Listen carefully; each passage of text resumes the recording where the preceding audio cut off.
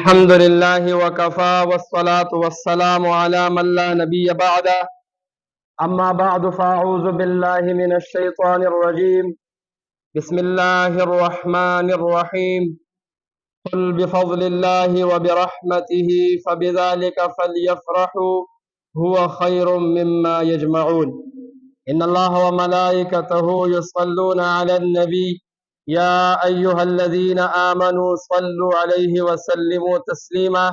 اللهم صل على محمد وعلى آل محمد كما صليت على إبراهيم وعلى آل إبراهيم إنك حميد مجيد. اللهم بارك على محمد وعلى آل محمد كما باركت على إبراهيم وعلى آل إبراهيم إنك حميد مجيد. محترمو مبارک مجلس تے مبارک زیر مبارک محفل لے او ډیر سعادت مندي هغه خلق چې په رمضان المبارک کې الله تعالی خپل کلام ته ودرول. دا ډیر د سعادت خبره ده او په زړه کې په دې باندې ډیر خوشاله شو چې الله توفیق ته راکو، همت ته راکو، صحت ته راکو او او دې غوښتم چې زه خپل کلام ته ودرولم. کو الله نه غوښتو او الله تعالی څوک نه غواړي زموږ وروڼه بایګان په چمګاون کې او دغه رنګې هر ځای کې موږ تاسو ګورو د مسجد مخې ته ولاړي، د مسجد په مخه تیریږي، د مسجد کې د امام आवाज اوري، د مسجد سره په خوا کې کور وي، خو چې الله تعالی ځان ته ودرول نه غواړي، رمضان تیر شي، 10 ورځې لاړې شي، تراویح د هغه په قسمت کې. نو چې کومو ملګرو د الله کلام واورېدو او مولانا صاحب تاسو ته ولوستو، په دې باندې د زړه نه خوشحاله شئ. دا د الله رب العزت په تاسو باندې یو عظیم فضل و چې الله تعالی تاسو ته دا نعمت درکو. زما محترمو، د رمضان میاشت ډېره مبارکه میاشت ده. میاشتې خو ټولې میاشتې دي، ورځې خو ټولې ورځې دي، خو بعضو ورځو له او بعضو شپو له او بعضو میاشتو له الله تعالی فضیلت ورکړی دی. نو که رمضان ته فضیلت میلاو شوی دی نو د څه د وجې میلاو شوی دی؟ د قرآن د وجې چې الله تعالی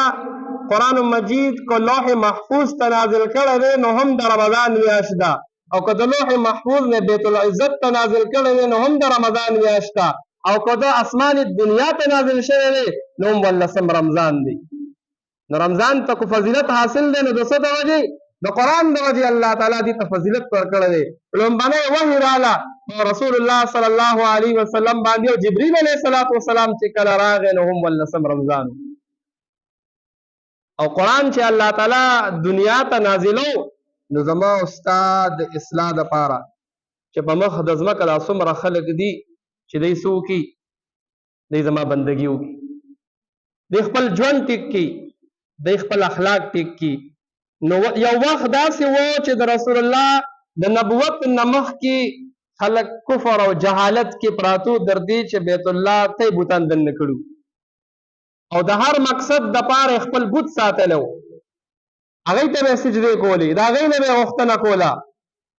او رسول الله صلی الله علیه وسلم له الله چونکې نبوت ورکو نو د نبوت نه مخکې هم رسول الله د دې خلکو نه سایډ ته ځان لو. پیغمبر علیه السلام په خپله فرمایي وایي ما چرم په ژوند کې چېرته بوت ته سجده نه ده کړې او د هلکانه ژوند مې هم داسې زندګي او ژوند مې تېر کړی دی چې هغه موږ تاسو د هغې مثالونه ورکوو چې هغه نمونې وي. او په یو موقع یو محفل کې رسول الله وایي ما ته ملګرو وایي راځه یو پروګرام دی هغې ته ځو. نو وایي زم روان شوم ورسره لاړمه، وایي هلته کې لاړمه وایي الله تعالی ما له خوب راوستو، پروګرام وشو، زه ودومه، ملګري وایي پاسه که نه، وایي زما هغه پروګرام وایي خو شوی دی. نو ژوند مې داسې تېر کړی دی چې د نمونې ژوند یې تېر کړو. نو چې کله قرآن لومبنی وحي راځي او ورپسې بیا د رسول الله په ذمه دعوت خلکو ته رابلل او خلکو عقیدې ټیک کول، دې ته خبره ځي. نو هغه خلک چې رسول الله باندې به فیصلې کولې، هغه خلک چې رسول الله صلی الله علیه وسلم ته صادق او امین وي، هغه خلک لومبی راپاسي او د رسول الله دشمنان کیږي. وحی راله جبريل علیه السلام راغی پیغمبر علیه السلام ته ویل ولولا وایي زه قاري نه یم. بیا وایي اقرا ولولا وایي ما انا بقاري زه قاري نه یم. درې پیرې وویل رسول الله ځان سره جبريل علیه السلام راجوخ کړ زور یې وله ورکړ. د قرآن مجید لومبني آیتونه د سورې قلم نازل شو. پیغمبر علیه السلام کور ته راغی او هیبت پرې راغی. ولې د یو داسې مخلوق سره ملاقات وشو چې هغه انسان نه و هغه فرشته وه. نو بیبي خدیجه رضی الله تعالی عنها ته یې ټوله واقعه بیان کړه چې داسې انسان داسې یو مخلوق سره داسې ملاقات وشو. نو خدیجه رضی الله تعالی عنها وله لومبی څه ورکوي ډاډ ورکوي ورته وایي پام کوه خفه نه شې پریشانه نه شې انک لتصل الرحم ته خو رشتې پالې یو بل سره تا به الله نه ضایع کوي ته خو د خلکو بوجونه سپکې که د چا په زړه څه غم وي تا سره کښېنې دوه خبرې ورسره وکړې خوشحاله شي که په لاره څوک روان دی ته د هغوی نه بوج والوځې نو الله تعالی به تا نه ضایع کوي. وایي راځه زما د تره زوی د تورات عالم دی ورقه ابن نوفل وایي هغه نه به ورشو چې هلته کې لاړه هغه ورته وایي بیبي خدیجې ټوله واقعه ورته بیان کړه. بیبي خدیجې الله به ستا خاوند یو لوی مقام ورکوي. دا دی چې کومه فرشته یادوي دا هغه فرشته ده چې کومه به موسی علیه السلام ته راتلله. نو لومبی وخت په رسول الله هیبت راغی او کمبل یې واغوستله. نو ورپسې ډایرکټ فوري طور آیاتونه نازل شو ورته وی یا ایها المدثر قم فانذر او آیاتونه نازل شو وانذر عشیرتک الاقربین ای کمبل اغوستونکي پاسه دا خلک ویروه او د ټولو نه لومبی شروع د کوم ځای نه وکړه د چار چاپېره د خپل خاندان د قریشو نه شروع وکړه د تره او د تره زامن او چمګاون د دې نه شروع وکړه دا ټول ویروه دا ټول خو د بتانو عبادت کوي. نو رسول الله صلی الله علیه وسلم په ذمه باندې ډیوټي شروع شوله. حالات اوس شروع شو مخکې خو خلکو ډېر قدر کو نو چې لومبی اواز یې وکړ د صفا غونډۍ ته دې ټول خلک راشي نو سالم خلک هلته کې لاړل وایي ده چېرته دروغ نه دي ویلی در چېرته دروغ ویلی نه دي نو چې څوک په خپله نه شتلی نو غلام یې ولېږو. نو پیغمبر علیه السلام ورته لومبی خبره کوي وایي که زه تاسو ته ووایم چې دې غونډۍ شاته په تاسو باندې قوم حمله کوي منې د دې په جواب کې ټول وایي موږ بالکل منو. ولې ته صادق او امین یې تا چېرته دروغ ویلی نه دي موږ بالکل منو. ورته وایي تاسو د یو الله نه یاروم د یو الله عبادت وکئ بتانو عبادت مه کوئ دا چاله څه نشي ورکولی. لومبی یې خپل تره راپاڅېده ابو لهب راپاڅېده وایي تبا لک لسائر اليوم الهذا جماعتنا هلاک شي ته د دې خبرې دپاره دې موږ ټول راجمع کړو او د کاڼي غوزار یې پرې وکړو بدبخته د چې کاڼي غوزار یې پرې وکړه الله تعالی په دې باندې ډېر زیات خفه شو. نو سوره لهب یې ورپسې نازل او په هغې کې وایي د ابولهب دا دواړه لاسونه دې مات شي او دې دشمنۍ ته بیا ګوره ده د رسول الله دشمني دومره حد ته دې ورسېده د پیغمبر علیه السلام په دشمنۍ کې چې اول یې خدا حرکت وکړو او بیا ولې تر خو د پلار په ځای نه چې ستا لومبی نږدې رشته کې لومبی راپاسې پلار دې راپاسې او ستا داسې مخالف شي نو انسان ډېر خفه کېږي په دې باندې. نو کور ته راغی د ده زامنو د رسول الله لوڼه د هغوی په نکاح کې وي بیبي رقیه وه ام کلثوم وه یو په عتبه باندې یو د عتبه په نکاح کې وه او یو د عتیبه په نکاح کې وه. د دواړه زامن یې کښېنول وایي راشي کښېنې فیصله کوو فیصله پلاره څه کوو فیصله د دې خبرې کوو چې یا به ما اخلي او یا به ښځې اخلي یا به ما اخلي او یا به د عسکر اخلي. ولې نور څه نه دي شوي خو صرف د کلمې محنت شروع شوی دی د اسلام دعوت شروع شوی دی چې ګورئ دا تاسو چې څه کوئ دا هیڅ هم نه وي د یو الله عبادت وکئ. نو دې دشمنۍ کې دومره حد ته ورسېده چې زامن یې کښېنول وایي لوڼه به اوس نه ساتئ دا لوڼه والا طلاق یې کوي رخصت یې کوي. نو بدبخته راولګېدل د رسول الله صلی الله علیه وسلم لوڼو له طلاق ورکړل یو بیبي رقیه و یو ام کلثوم وه دا یو بدبخته پکې ډېر زیات و د دې ولګېده د رسول الله په شان کې ډېر نازیبه الفاظ ووي ډېر نازیبه الفاظ یې ورته ووي او راغی د پیغمبر علیه السلام باندې توکاڼې اوتو کړې الله هغې ته ونه رسولې خو د خپل حرکت وکړو او عربو کې چې د بچا توکاڼې اوتو کړي لکه سړی دې وجو پیغمبر علیه السلام په دې انتهایی ډېر زیات خفه شو چې ما ګناه څه کړې ده زما غلطي څه ده صرف د دې خبرې چې زه تاسو دین ته رابلم او تاسو زما داسې مخالف شئ. نو پیغمبر علیه السلام ورته خیره وکړله او خیره ورته څه وکړله وی الله تعالی دې در باندې د خپلو سپو نه یو سپی مقرر کړي د پلار او زوی دا خبره واورېدلې څه وخت تېر شه لږ وخت باندې او دا دواړه یو قافله کې د شام ته تلل نو دوی دواړو ته د رسول الله خیره معلومه وه چې رسول الله ګورې زما د زوی په شان کې خیره کړې ده او د ده خیره خو به خامخا قبلیږي نو چې دی په لاره تلل نو ابو لهب دی خپل زوی ته وایي عتیبه ته چې کله قافله ودرېدله یو ځنګل کې نو هغه سامانونه راجمع کړه یو اوچت ځای باندې یې کېښودل او ته چاپېره ترې خلک سملاستېدل نور چې کوم قافلې والو دې زوی ته وي ته اوچت سمله د شپې سره رانشي نو دا زوی هلته کې اوچت سمله او فیره یې مقرر کړله څه ګوري چې الله تعالی چې څه کوي هغه به خامخا کېږي چې شپه شوله د ځنګل یو زمری راغی د یو خوله بویکۍ روان دی د یو خوله بویکۍ روان دی اخیري هغه اوچت ځای ته ورسېده او د ابولهب هغه زوی عتیبه په مری یې له خوله کېښوده سر یې جدا دا دین دا قرآن چې راغی د قرآن سره ډېر خلک د رسول الله مخالف شو قرآن سره ډېر خلک د رسول الله مخالف شو ورو محنت کېده چې کله محنت د دین کېږي نو بېدیني به ختمېږي او چې محنت نه کېږي نو دین به ورو څه کېږي محنت کېږي نو دین به رادننه کېږي نو رسول چې کله قرآن نازل شو ورو خلک خو مخالف شو خو خلک دین ته راځي او اسلام ته راځي الله یو عظیم نعمت په مسلمانانو باندې چې دین راولېږه د قرآن په شکل او دا یو معجزه ده قرآن مجید یو معجزه ده نور څومره کتابونه دي کوشش دې خلک یو کړي د دنیا خلک د هغې حافظان به مخ د ځمکه پیدا نه کړي یو قرآن دی چې الله رب العزت دا کتاب له دومره برکت ورکړی دی چې دا د الله تعالی یو معجزه ده چې واړه حافظان چې د ماشومان قرآن مجید په یاد باندې یادوي او په مخ د ځمکه باندې په نن سبا کې په اصلي شکل کې یو کتاب موجود نشته که هغه تورات دی که هغه انجیل دی او که هغه زبور دی واحد یو قرآن دی چې دا په مخ د ځمکه باندې په هغه شکل کې موجود دی چې کوم جبریل علیه السلام راوړی دی چې کوم په رسول الله باندې نازل و هم په هغه شکل کې اوس هم زمونږ دا چې کوم موږ حافظ صاحب تاسو ته ولوستو او یا موږ او تاسو په کورونو کې پراته دي او موږ یې تلاوت کوو د هغه قرآن دی چې په اصلي شکل کې موجود نو د قرآن او د رمضان په خپلو کې نسبت دی رمضان ته کو فضیلت ملاو دی نو د څه د وجې لومبی مې درته ووایي چې د قرآن د وجې الله قرآن کې وایي شهر رمضان الذي انزل فيه القرآن هدى للناس میاشت د رمضان هغه ده چې پکې قرآن نازل شوی دی نو میاشتې ټولې میاشتې دي خو بعضې میاشتې به الله تعالی فضیلت ورکړی دی لکه داسې به ووایو بیت الله شریف د الله کور دی نو هغې کې څه شته نه د ګټو دیوالونه دي خو که د ټولې دنیا خلک هغې ته راځي او د هغې نه چاپېره تاویږي ولته دعا غواړي نو فضیلت هغې ته که میلاو دی نو دا الله ویلي وایي دا زما کور دی رسول الله ویلي دا د الله کور دی نو میاشتې ټولې د الله تعالی دي او که بعضو میاشتو ته فضیلت حاصل دی نو څه د وجې چې هغه قرآن ویلي دی هغه رسول الله ویلي دي لویه د برکت میاشت ده د مغفرت میاشت ده د بخښنې میاشت ده رسول الله صلی الله علیه وسلم فرمایي وایي داسې لویه د برکت میاشت ده چې الله تعالی د دې روژې په تاسو باندې فرض وګرځولي او تراویح یې د ثواب څیز وګرځو چې موږ او تاسو ځان ستړی کو نو په زړه کې په دې خوشحاله شو چې موږ ابس کار ونه کو موږ یو فضول کار ونه کو بلکې موږ الله تعالی ته ودرېدو او د الله د رسول الله صلی الله علیه وسلم هغه سنت چې مو ژوندي کړل په دې باندې بعضې خلک وایي تراویح شته او نشته نه رسول الله صلی الله علیه وسلم کړي دي 3 ورځې کړي دي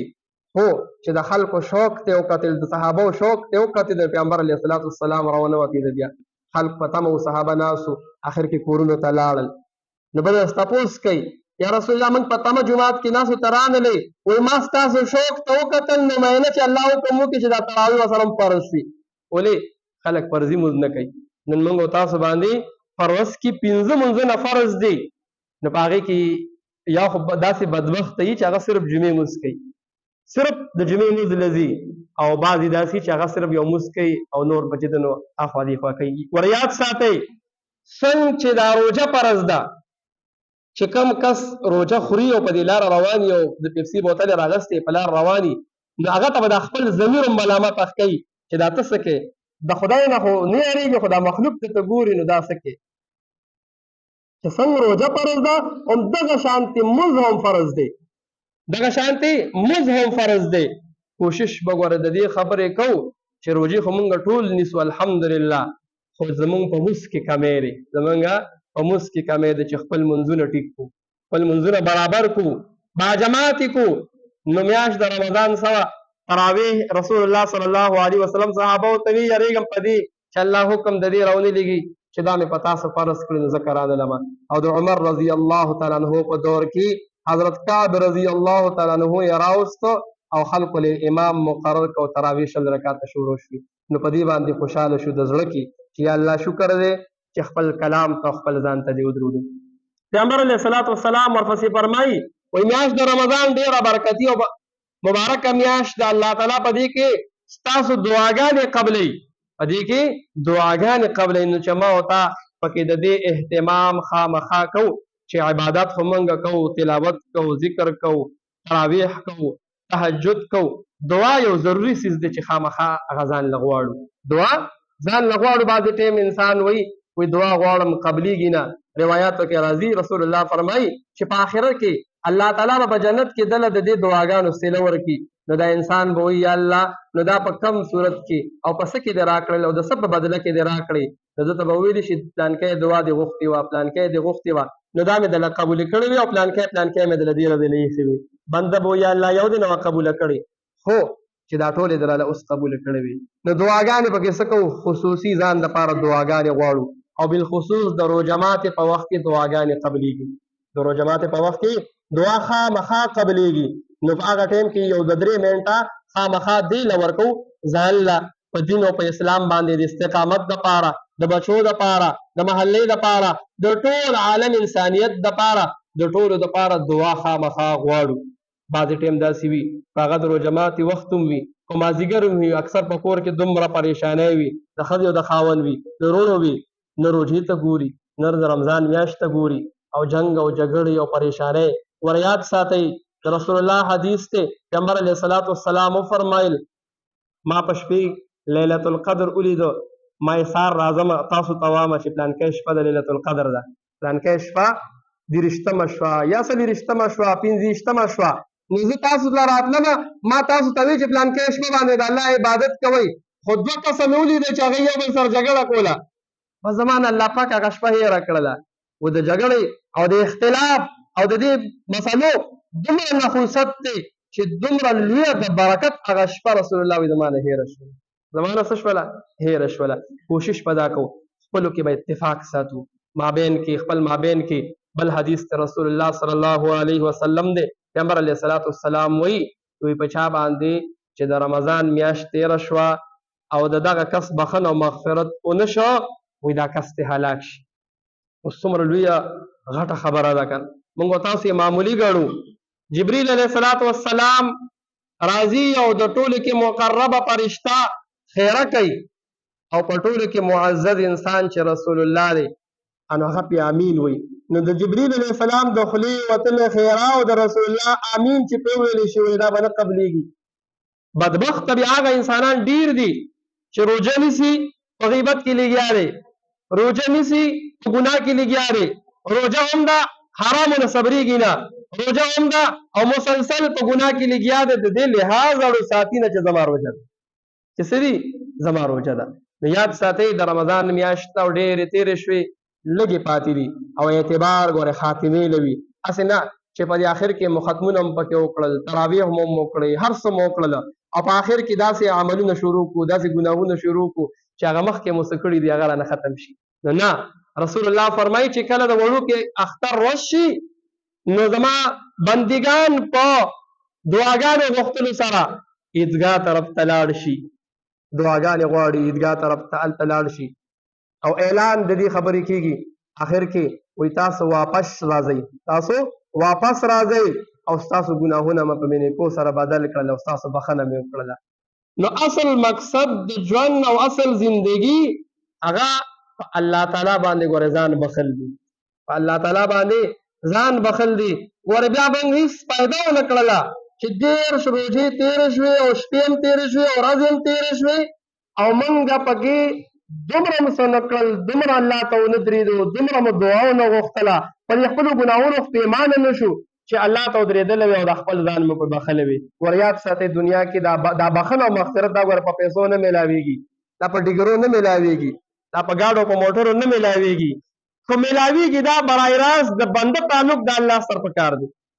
چې الله سره انسان تعلق جوړ کړي د الله نه وغواړي او الله تعالی دا میاشت د دې دپاره پیدا کړې ده چې زما دا بنده ستومانه شي دا 19 میاشتې که د ده نه کمی کوتاهۍ شوې وي دی راشي او ما ته وجاړي ما ته د شپې ودرېږي او زما نه وغواړي نو چې زه ورته د هر څه معاف کړمه نو که موږ به ډېر بدبخته یو چې الله ویلي دي چې تاسو راشئ ما نه وغواړئ او موږ ووایو زموږ ضرورت نشته موږ برابر یو او بس وبشي خیر دی نه ځان کمیخ سړی انسان محسوس کی الله تعالی نه غواړي الله تعالی ته چې د ژړا او فریاد کوي او دغه رنګې هر وخت دی د دعاګانو قبلېدلو ورځ او شپې ورځې دي لږې ورځې پاتې دي چې په دې کې الله تعالی ته متوجه شو اخري خبره کوم رسول الله صلی الله علیه وسلم فرمایي په رمضان کې هر شپه الله تعالی خپلو بندګانو ته بخښنه کوي د جهنم نه قیدیان خلاصوي او جنت ته بوځي دغه رنګې د خپلو مسلمانانو وروڼو بخښنه او مغفرت یې کوي خو یو څو دي چې الله تعالی وایي د دوی بخښنه نه کومه د دوی بخښنه مې موقوف کړې ده څه ته یې موقوف کړې ده وایي یو پکې هغه دی چې عادي شرابي وي عادي شرابي وي شراب څکي مسلسل لګیا دی توبه نه وباسي الله تعالی وایي دی ولاړ دی دی تراویح هم کوي دی روژه هم نیسي دی تلاوت هم کوي دی نور اعمال هم کوي خو شراب ورسره مسلسل څکي نو الله وایي د ده بخښنه نه کوم دویم نمبر هغه انسان دی چې هغه په زړه کې کینه او بغض او حسد پروت وي کینه بغض او حسد پروت وي الله تعالی وایي دا دی څه کوي بخښنه هم غواړي تراویح هم کوي روژې هم نیسي هر څه کوي خو ده ته بخښنه نه کوم ولې د ده د عمل ټیک نه دی دریم نمبر هغه انسان دی چې هغه رشتې کټ کوي خپلولی کټ کوي الله تعالی وایي دی ډېر د شپې هم ولاړ دی جاړي چې ما ته بخښنه وکړي نه کوم ما ته بخښنه به هله کوم چې خپلو سره رشته داري وپالي او څلورم هغه انسان دی چې هغه د مور پلار نافرمانه دی د مور پلار نافرمانه دی نو دغه انسان ته هم په دې برکتي شپو کې د لیلة القدر په شپه الله خلکو ته بخښنه کوي د اختر په شپه باندې کوي په رمضان کې هره شپه یې کوي الله وایي د لیلة القدر په شپه او د رمضان کې هره شپه او د اختر په شپه دغه خلکو ته هم بخښنه نه کوم چې د مور پلار نافرمانه دي او یو حدیث کې رسول الله صلی الله علیه وسلم مخکې حدیث کې هم وي پیغمبر علیه السلام چې جبریل علیه السلام راغی وایي هلاک دي چې هغه انسان چې چا مور او پلار وموندل او دی خدمت ونه کړه چې د هغې د وجې دی جنت ته داخل شوی علما لیکي د مور پلار خدمت دا سبب د داخلېدلو د جنت دی او د مور پلار بې قدري کول د هغې ناقدري کول د هغې بې عزتي کول دا سبب د داخلېدلو د جهنم دی ما ورته خپل ګریوان کې سوچ وکړو چې ستړی هم برداشت کوو لږ هم برداشت کوو ځان هم کړو د شپې تهجد هم کوو تراویح هم کوو نور اعمال هم کوو او که دا کمې کوتاهۍ په ما کې شته نو آیا زما دا روژې نیول به ما ته فایده راکړي که نه زما دا روژې نیول به ما ته فایده راکړي که نه ما خو تاسو له وویل چې اصل مقصد په دې رمضان کې په الله تعالی ځان بخښل دي نو چې زموږ بخښنه ونه شي نو بیا څه فایده شوله نو کوشش به د دې ځای نه کوو چې د اوس نه چې موږ د دې ځای نه پاسو خو دا خبرې موږ کې وي چې د اوس نه توبه وباسو کوم رشتې کټ کړي وي خیر دی یو بل ته چې دنې معافي وکړو خو د مور پلار نافرمانه یو خیر دی بچي په دې نه بد نه ښکاري خو بچي پلار ته ورشي او مور ته ورشي مور زما نه غلطي شوې ده پلار زما نه غلطي شوې ده په دې بد نه ښکاري او ور مور پلار د بچو ډېر زیات خدمت وکړي وړوکوالي کې تاسو هر انسان ته پته ورته خپل تېر شي چې یاره ما څنګه زه وړوکی ومه خو چې کله د بنده نه خپل پیدا شي او لږ معمولي هغه تبه او ټوخی راځي نو بیا ورته پته لګي چې دا بچي د بچو غم او د بچو تکلیف څومره سخت دی نو دغه رنګې ته هم وړوکی وي تا سره هم چا خواری کړي دي هغه پلار او هغه مور ستا د یو څو خپلو خبرو په تمه راځي چې دا بچی به ما ته راشي یو څو خپلې خبرې به راسره وکړي زما قدر او عزت به وکړي نن هغه مور پلار ذلیله وي د هغه مور پلار په څوک څه کې حسابی نه هغه زړه کې به هغه څه وي چې دا زه کم ژوند ته زه پاتې شوی یم نو که چېرې بعض وروڼه بایګان دي داسې پکې هغې توبه وباسو دعاګانې به کوو الله دې ستاسو دا ختم قبول و منظور وګرځوي الله دې زموږ ګناهونه معاف کړي